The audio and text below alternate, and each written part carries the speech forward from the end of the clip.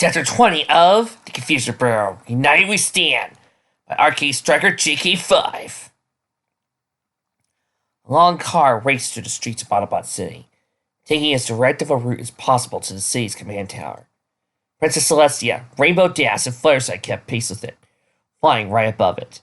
It took one and one detour around the streets blocked by collapsed buildings or the still burning chassis of Guardian drones, but eventually arrived at the heart of the city.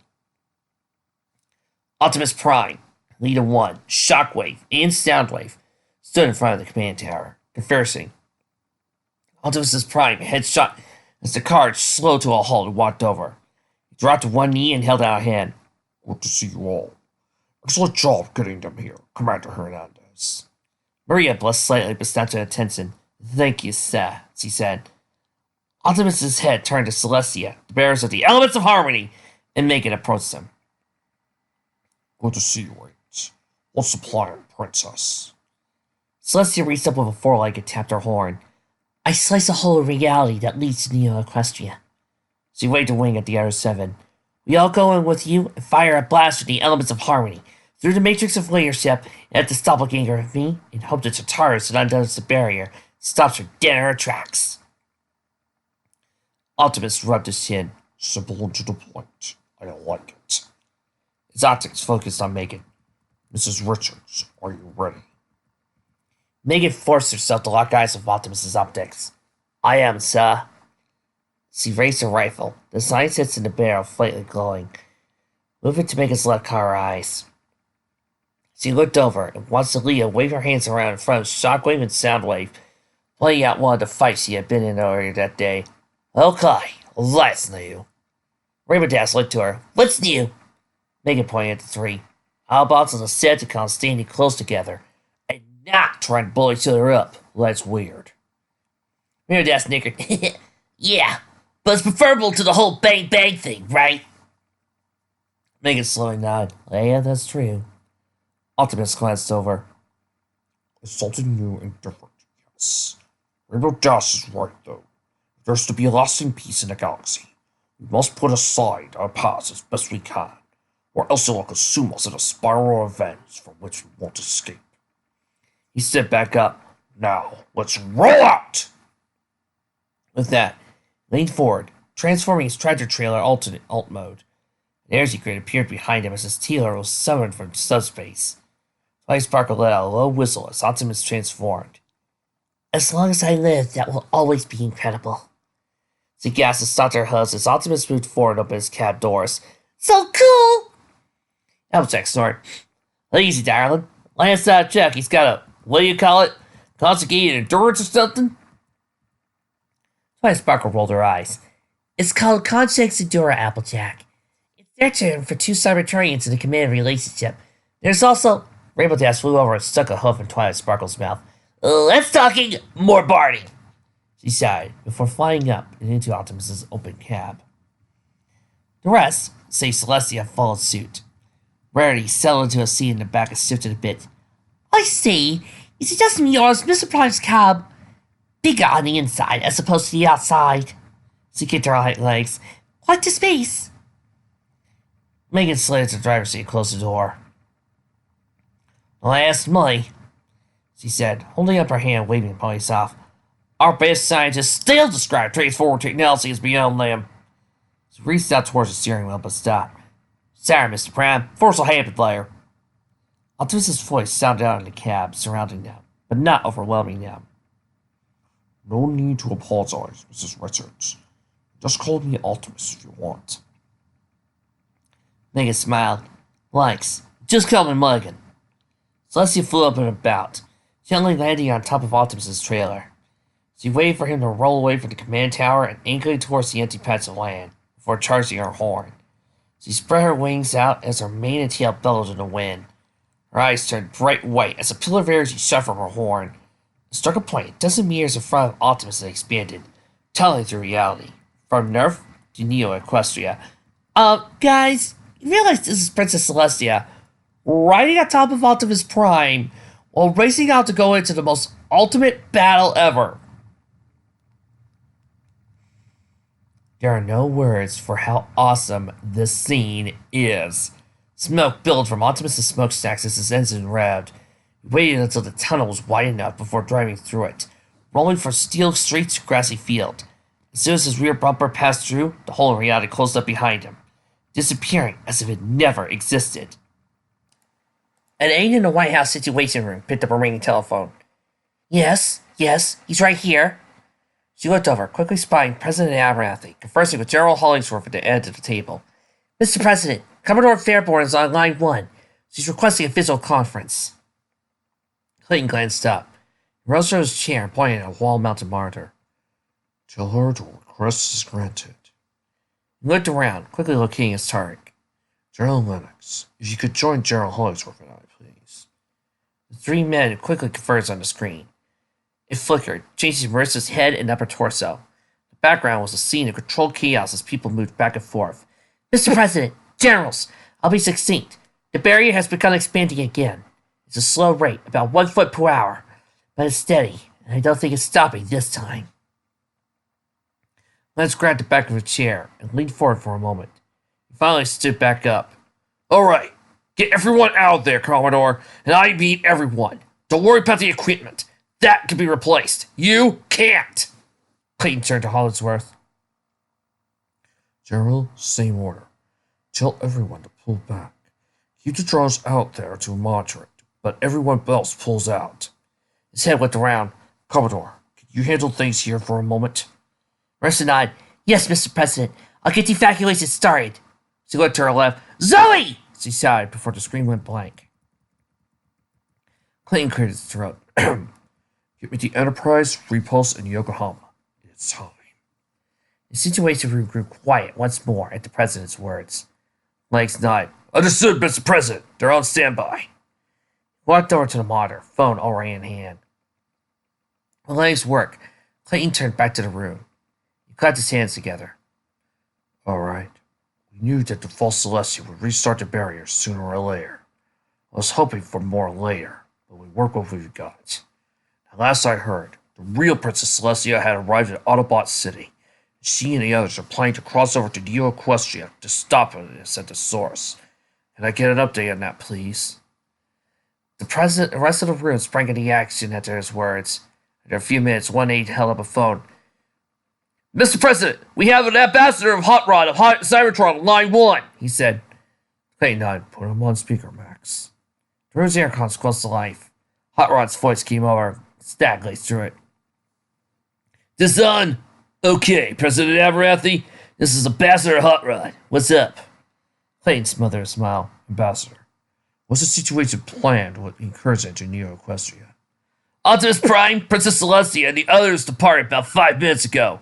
Not sure if you're aware of this, but that slag and barrier started moving again.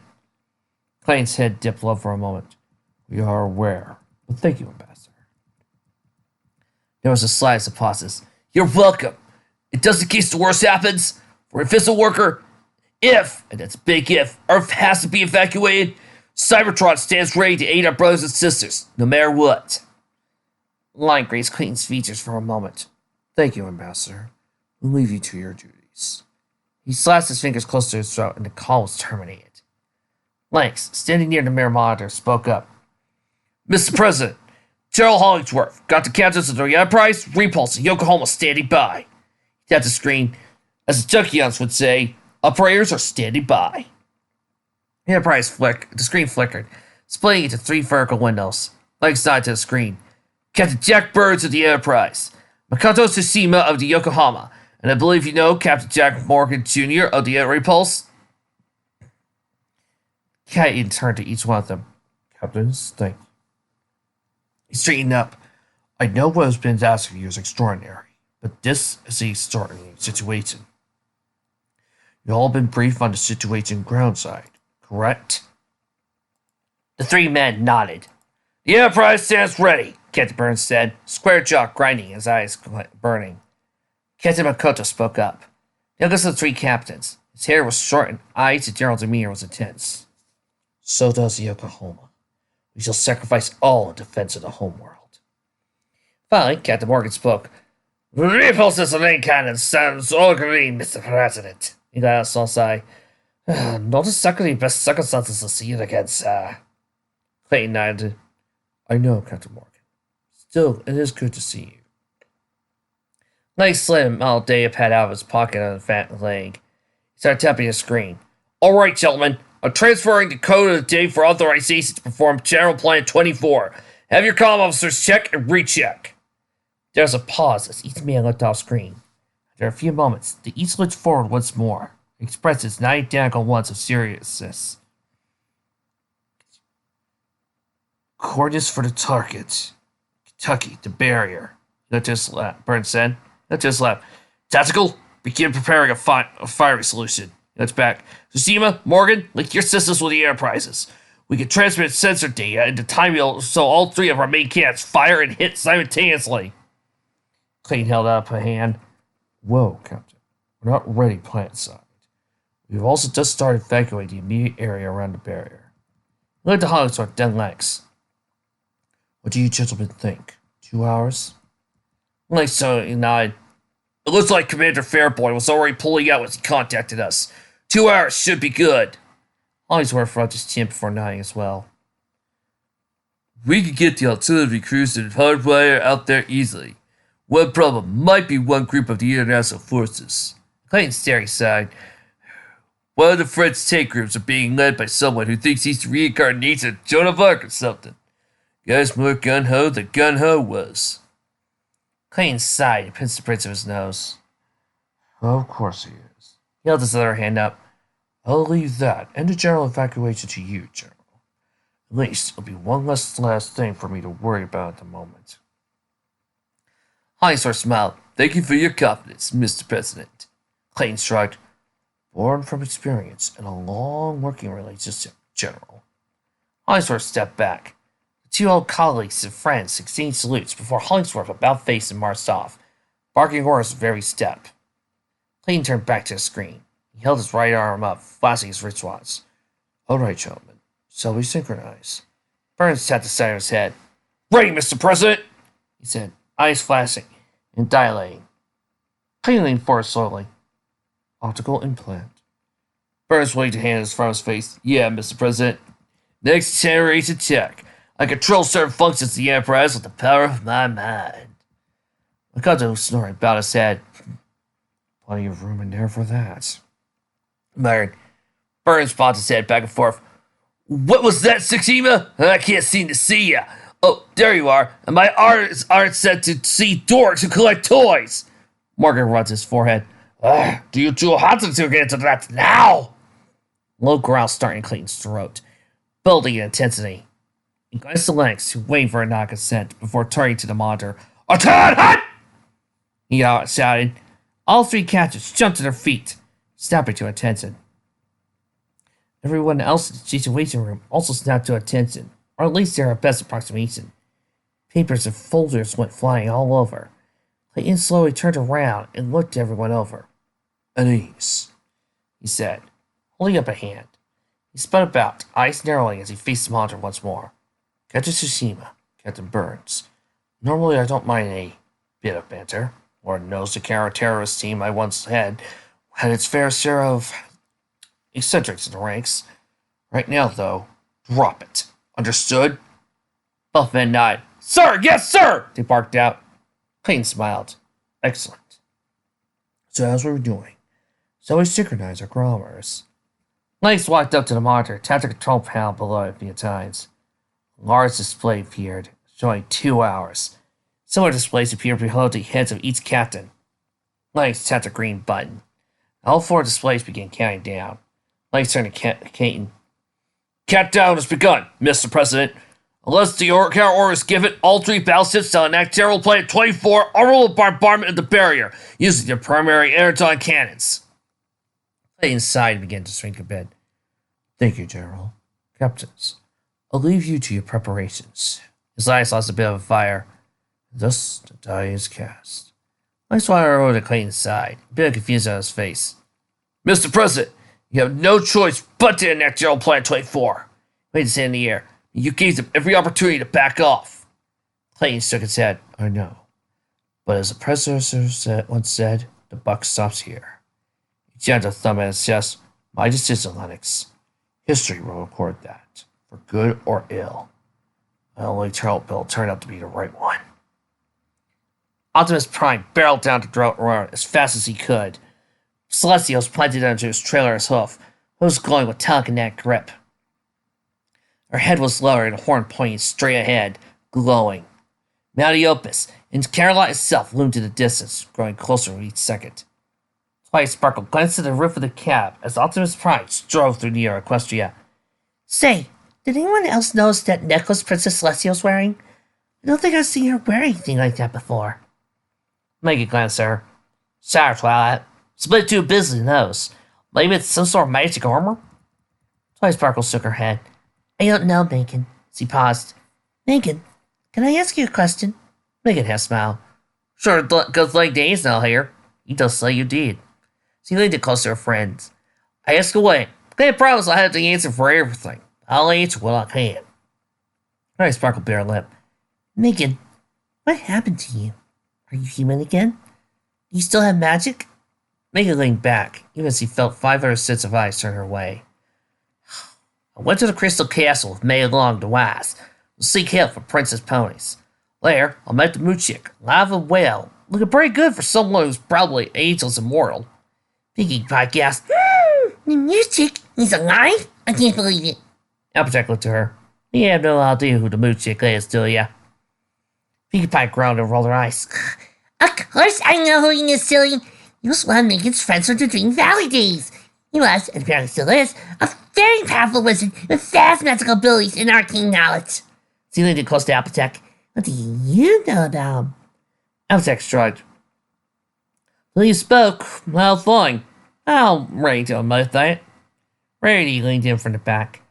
I suppose that little defense is so fascinating. Why should we sit and make it finish before we're engaged in pitch battle? Megan resumed speaking. Thanks, Rarity. Anyway, it doesn't exactly help me, but rather help me get in contact with the hard pony gland. Lead me to battle inside my head. Rainbow showed up. Helped me keep the queen out of my head and seal up my alcorn virus inside my body. Remember that gasped. That sounds so cool. You still got magic? Can you use it? Can you still fly? Megan shook her head. Right now, this. My human body is simply not built to channel all that power, unless it's under specific circumstances. She held up her hand and looked it over. You can feel it. Not like when I was an alcorn. She snorted. Not mine, to be honest. I could barely control it. Celestia and Luna's powers weren't too intense when they were born from the heart. They grew with them. I got full force, all at once. Twilight Sparkle reached over and gently patted Megan on the forearm. He suddenly looked at the windshield, brow furrowing. Wait, what's that? Celestia's voice sounded out, rousing everyone inside Optimus's crying cab. Optimus, slow down! Incoming teleportation! Optimus's brakes squealed, pinching everyone in the cab forward. He slowed down, leaving deep tire tracks in the dirt. A violet spear appeared in front of him, popping out of existence and leaving behind the bearers of the elements of harmony from Neo Equestria. As floating, the other five dabbed wing at Optimus. You were right, Twilight! Looks like they're going right for Carolot. Twilight stepped forward, planting a hook dramatically in front of her.